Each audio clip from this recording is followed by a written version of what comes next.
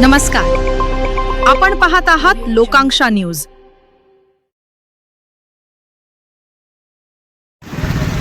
उमरखेड संस्थानचे मठाधिपती परमपूज्य सद्गुरू माधवानंद महाराज यांचा 2 महिन्याचा चातुर्मास यावेळी श्री क्षेत्र पैठण या ठिकाणी आयोजित करण्यात आला आहे।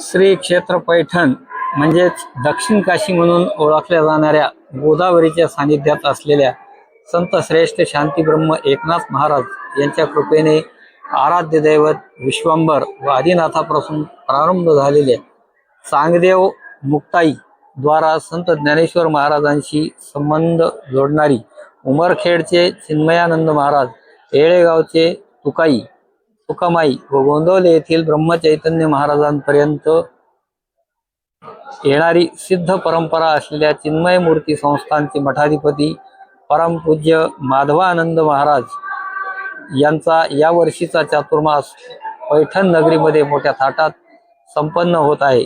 हा एक अमृत योग असून 2 महिने चालणाऱ्या या महोत्सवामध्ये नित्य विश्वंभर, महारुद्राभिषेक, ज्योतिर्लिंग दर्शन, आरती, गुरु महाराज पाद्यपूजन, दर्शन, महाप्रसाद, प्रदोष पूजा व श्रीमद भागवत कथा तसेच विविध धार्मिक कार्यक्रम आयोजित करण्यात आले आहे।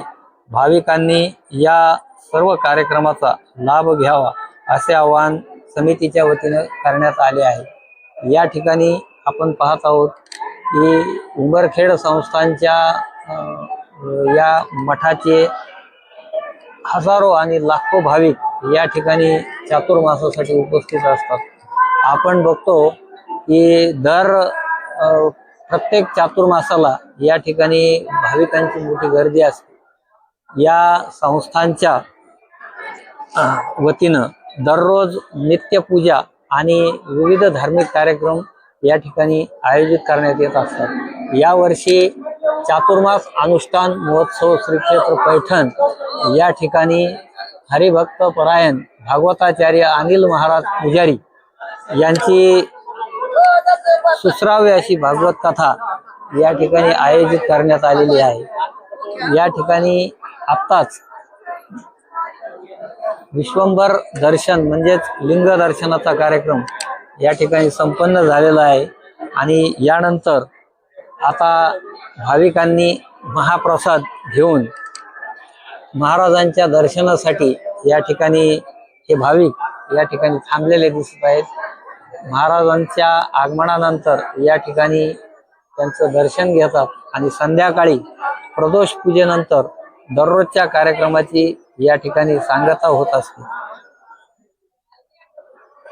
या ठिकाणी श्रीमद भागवत कथा निरूपण या ठिकाणी सुरू असून हे महाराजांच्या हे दर्शन स्थान आहे।